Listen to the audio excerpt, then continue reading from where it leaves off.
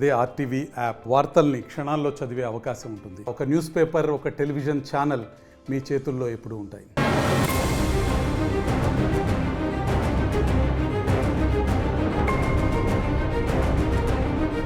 ప్రేమించి పెళ్లి చేసుకుంది. 9 ఏళ్లు కాపురం చేసి 2 పిల్లలకు జన్మనిచ్చింది. ఇంకేముంది, ఆ ఇల్లాలి మనసు మారింది. పరాయి మగాడిపై మోజుపడింది. ఏడాది అక్రమ సంబంధం 9 ఏళ్ల ప్రేమను చంపేసింది. నాగర్ కర్నూలు జిల్లాలో వెలుగు చూసింది ఈ ఘటన. ప్రేమ వివాహం, రత్నాల్లాంటి పిల్లలు, పొలంలో పోయిన ప్రాణాలు.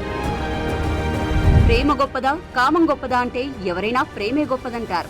కానీ ప్రేమించి పెళ్లి చేసుకున్న అమ్మాయి మోసం చేస్తే ఏమంటారు? ఏమీ చెప్పలేరు. ఇటీవల కాలంలో పెద్దలు కుదిర్చిన వివాహాలే కాదు, ప్రేమించి పెళ్లి చేసుకున్న బంధాలు కూడా కూలిపోతున్నాయి. శారీరక సుఖాల కోసం కొంతమంది వేస్తున్న తప్పటడుగులు కాపురాలను కూల్చేస్తున్నాయి. వారి పిల్లలను అనాథలుగా మార్చేస్తున్నాయి. వివాహేతర సంబంధాలు జీవితాలు నాశనం చేస్తాయని తెలిసినా పట్టించుకోవడం లేదు. తాజాగా వివాహేతర సంబంధానికి అడ్డుగా వస్తున్న భర్తను ప్రియుడితో కలిసి చంపిన ఘటన నాగర్ కర్నూలు జిల్లాలో చోటు చేసుకుంది. వెల్దండ మండలం మహాత్మాగాంధీ కాలనీ తండాకు చెందిన రాత్రావత్ రాజునాయక్, ఇదే గ్రామానికి చెందిన హిమబిందు 9 ఏళ్ల క్రితం ప్రేమ వివాహం చేసుకున్నారు. వీరికి ఒక బాబు, ఒక పాప ఉన్నారు. రంగారెడ్డి జిల్లా మహేశ్వరం మండలం కల్లెంచెరువు తండాకు చెందిన చంటి తరచూ మహాత్మాగాంధీ కాలనీ తండాలో నివసిస్తున్న వాళ్ల మేనమామ ఇంటికి వచ్చేవాడు. ఈ క్రమంలో హిమబిందు, చంటికి పరిచయం ఏర్పడి గతేడాది నుంచి వివాహేతర సంబంధం కొనసాగిస్తున్నారు. హిమబిందు, చంటి విషయం భర్తకు తెలిసిందే. ప్రేమించి పెళ్లి చేసుకున్న అమ్మాయి తెలిసి తెలియక తప్పు చేసిందని భావించిన రాజు ఇద్దరిని మందలించి వదిలేశాడు. కానీ చంటి మోజులో పడిపోయిన హిమబిందు భర్త మనసును అర్థం చేసుకోలేదు. పైగా తమ బంధానికి అడ్డు వస్తున్నాడని భర్తను చంపాలని నిర్ణయించుకుంది. ఈ నెల 7న అర్ధరాత్రి సమయంలో భర్తను హత్య చేయాలని పథకం వేసుకుని చంటికి సమాచారం ఇచ్చింది. స్నేహితుడు రాకేష్ తో కలిసి చంటి అదే రోజు సాయంత్రం మహేశ్వరంలో సుత్తె కొనుగోలు చేశారు. మహాత్మాగాంధీ కాలనీ తండాకు వచ్చి రాత్రావత్ రాజునాయక్ పొలంలో మాటు వేశారు.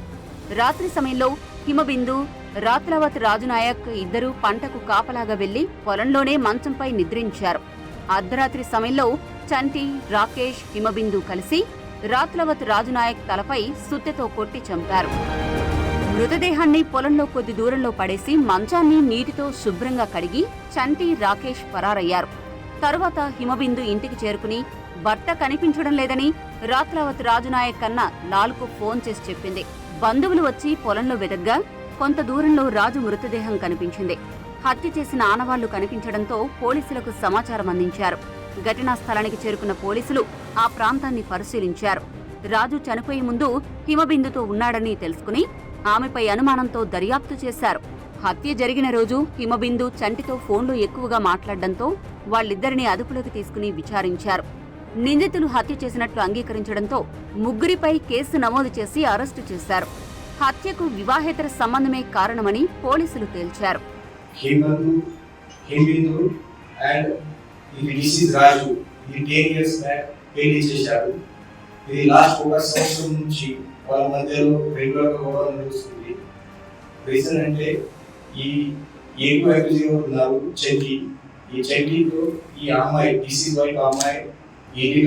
రిలేషన్షిప్ లో ఉన్నారు లాస్ట్ 1 సంవత్సరం కింద.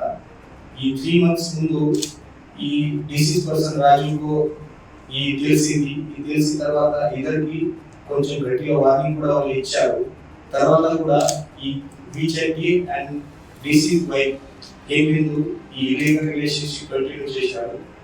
లాస్ట్ 3 months నుంచి వాళ్ళు రెగ్యులర్ గా వాళ్ళ హేమిందు భర్తకి చంపే క్లీన్ చేయడానికి ప్లాన్ చేశారు.